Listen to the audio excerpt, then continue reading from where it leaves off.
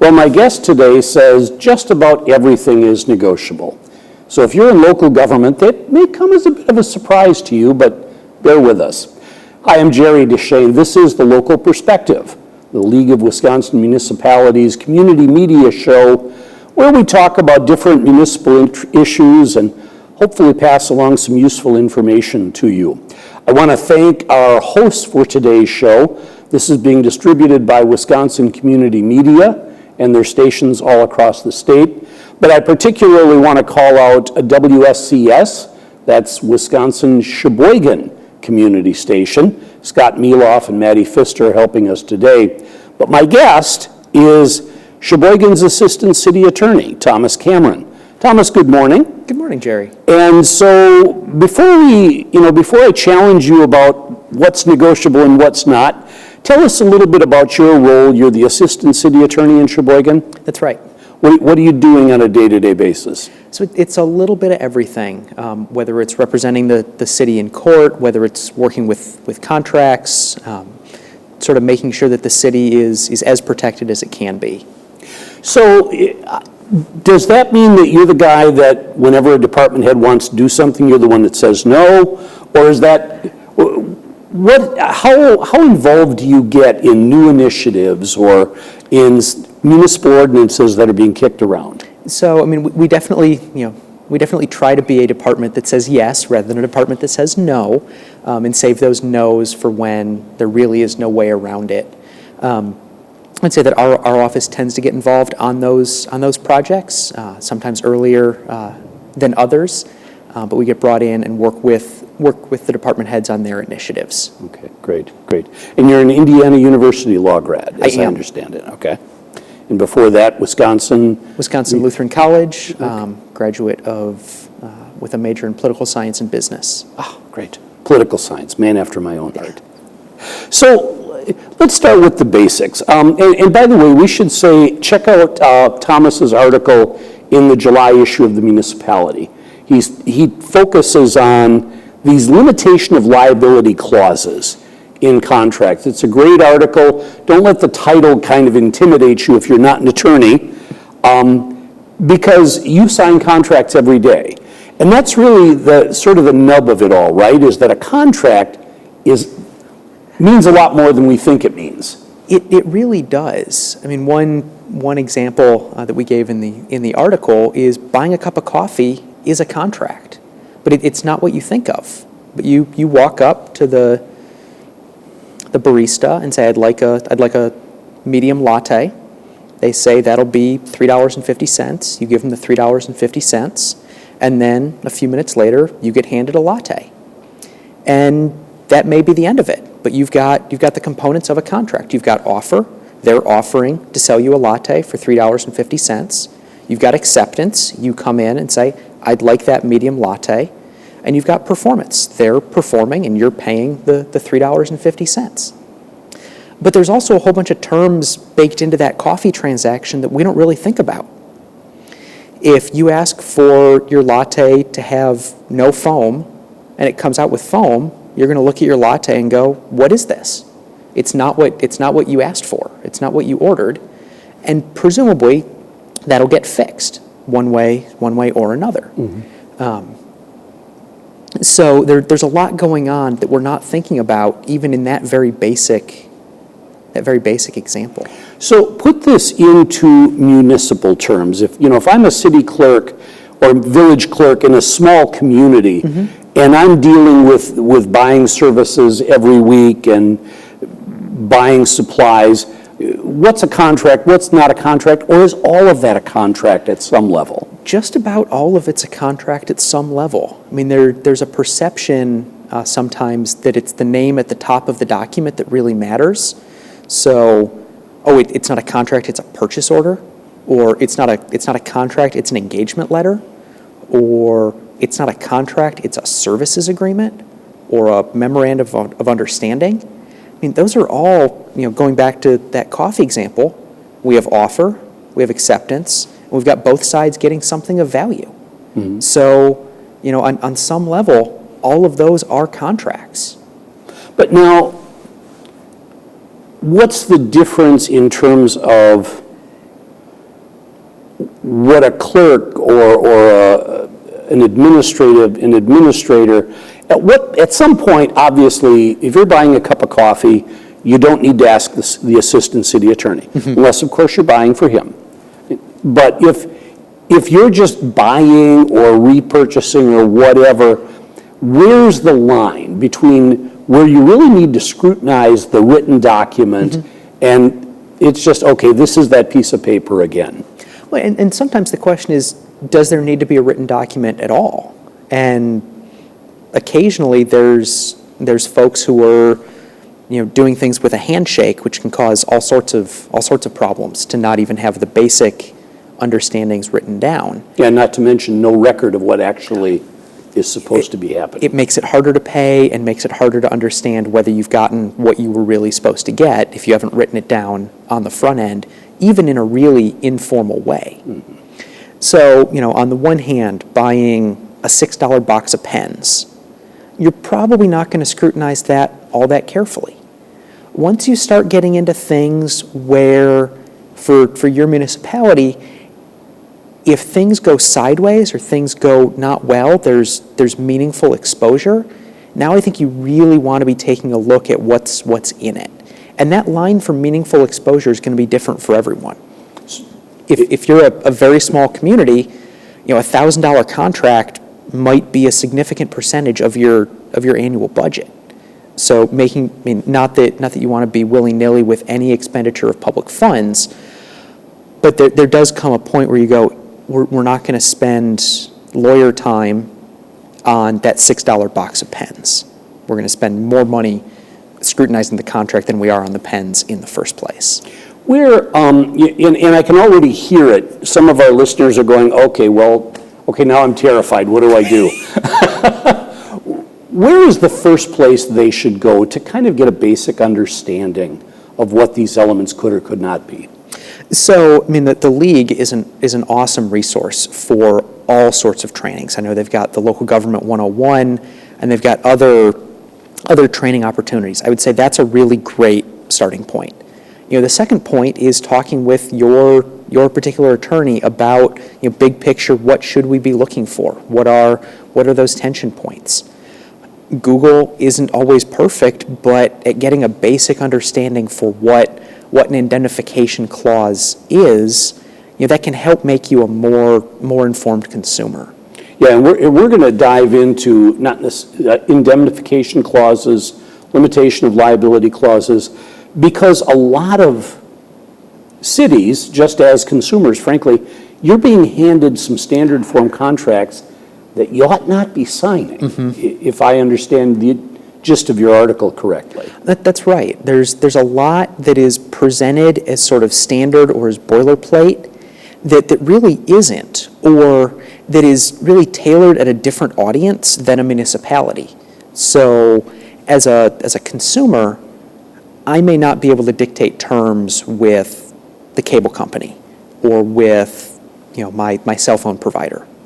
As a municipality, you might be able to, and you might be able to do more than you think if you ask. Okay, and we're gonna open that up just a little bit more. But before we do that, again, I want to go back and kind of cover the basics. What are the nuts and bolts of a contract between you and I, and what should a municipal official really put her primary attention on first and foremost? So in terms of like the basic terms that we're expecting, we're expecting a price term. We're expecting what I would call sort of the what. What are you contracting for? Is that goods? Is it services? Is it goods and services? And as a corollary to that, specifying what it is that you want. So not just saying, I want you to paint these 4 walls, but I want you to paint 4 walls of the conference room in room 200 of City Hall that meet certain criteria. And by being specific in your what, that can also avoid some problems later on where you can avoid the dispute before it even happens by having very clear expectations while everyone's still friends. A schedule term is also going to be, key and important. How long is this going to take?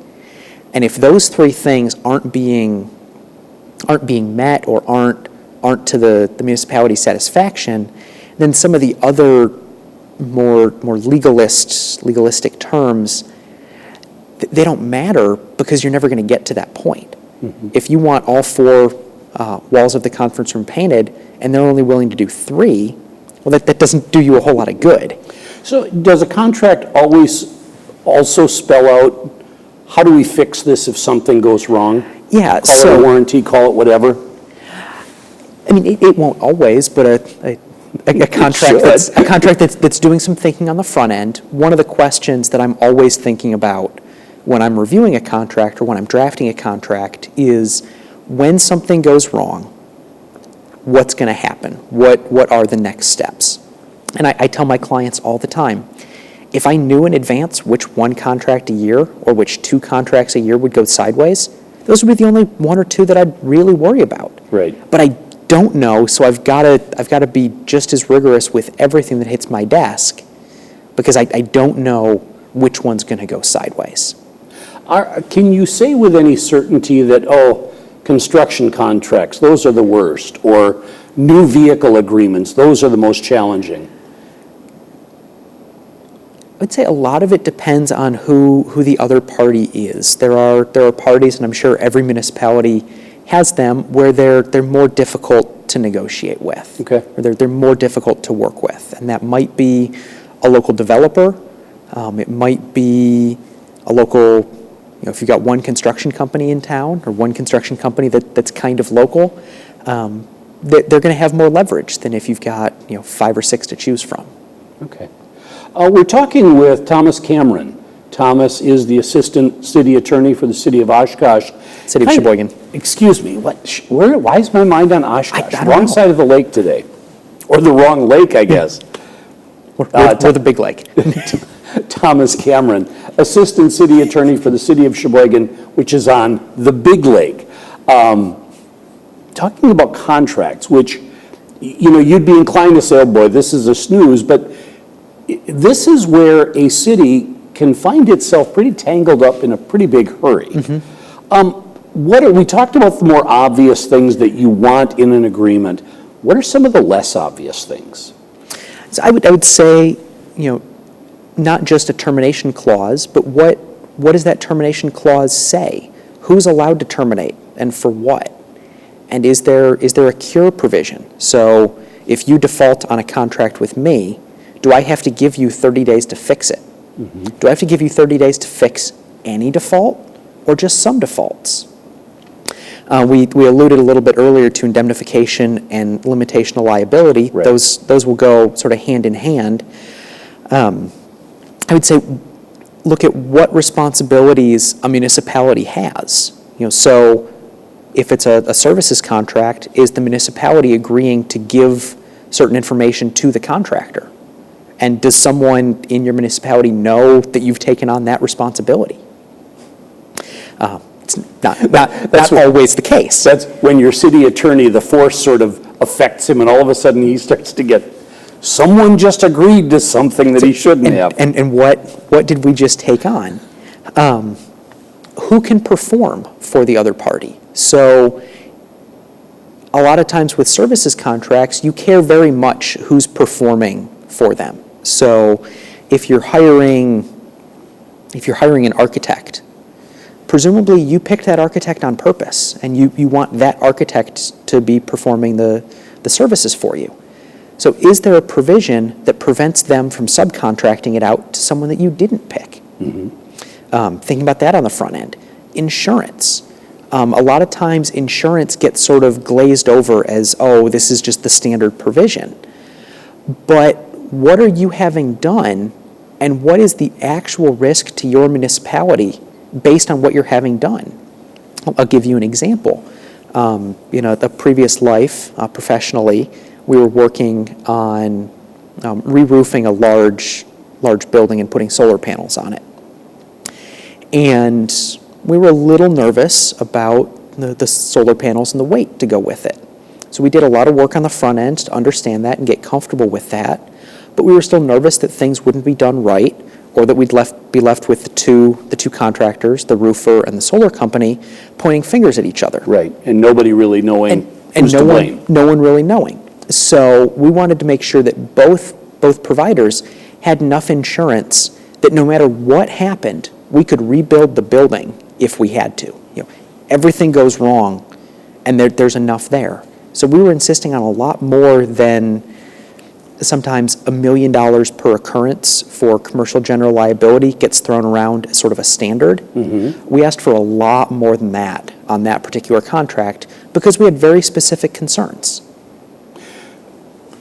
Quite often, and this starts to get to the heart of your limitation of liability clauses and indemnifications, but in this day and age where everything is a franchise, mm-hmm. United Rentals, I mean, that was just the first name that came to me. There are lots of them. Mm-hmm. People are handed sort of the company's standard contract every day, mm-hmm. saying, here's our standard agreement, use it all across the country, sign right down there at the bottom, and away we go. Mm-hmm. Should they sign right down there at the bottom? Probably not. Why not? Well, the first thing I would say is, especially when you're dealing with those standardized contracts, they're probably not considering some of the unique restrictions that are placed on municipalities. And I'll point to open records as the most obvious example. As governmental entities, we've got very specific requirements to disclose things when we're asked.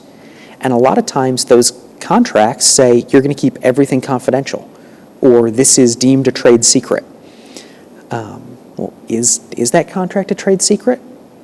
It might be, but if I can find it in 30 seconds on the internet, it's probably not. Right. So making sure that we have our antenna up and we're thinking about those concerns that are unique to municipalities.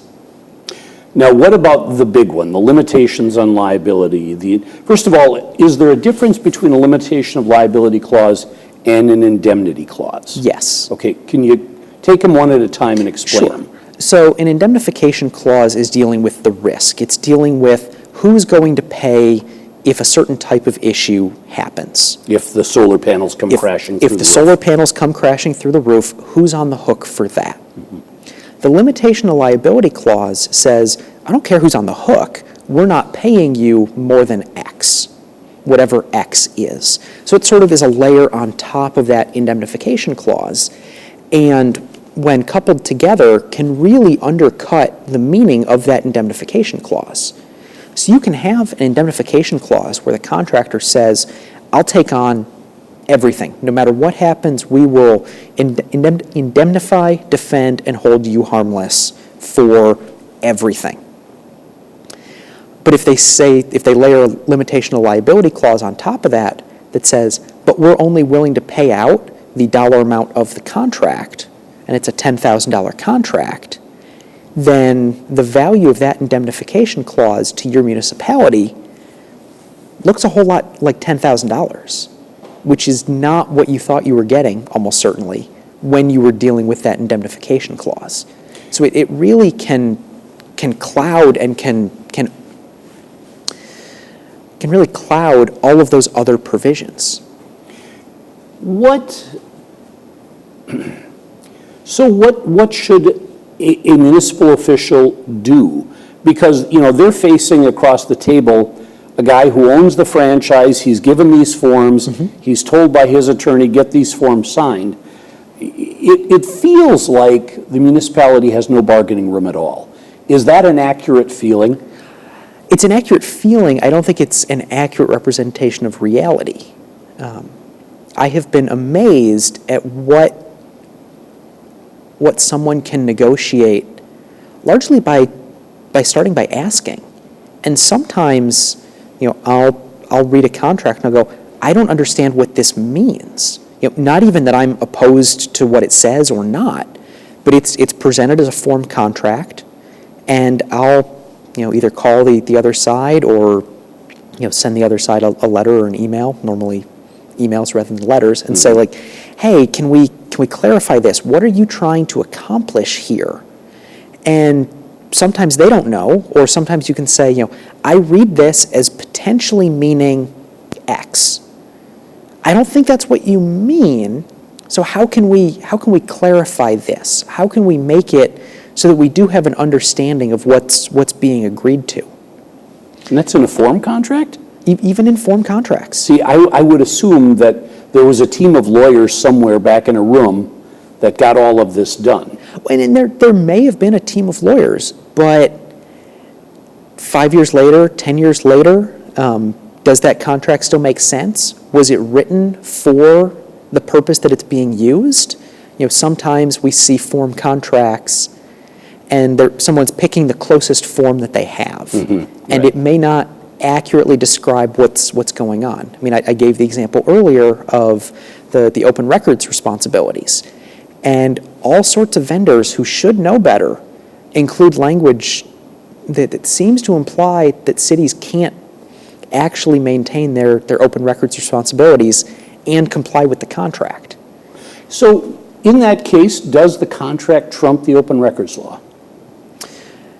No, but it doesn't prevent a mess from happening. Right. So if you've covenanted that says we're going to treat this as a trade secret, whether it's a trade secret or not, it's the city that's going to have the challenge. Right. So it doesn't authorize the city to not comply with the open records request, but it might also mean that you're dealing with the backlash from that vendor for distributing information that they believe is a trade secret. Or trying to explain to the public why you're refusing to release a document that they can find on the internet using Google. I know you're an advocate for ask. I mean, if everything is negotiable, ask.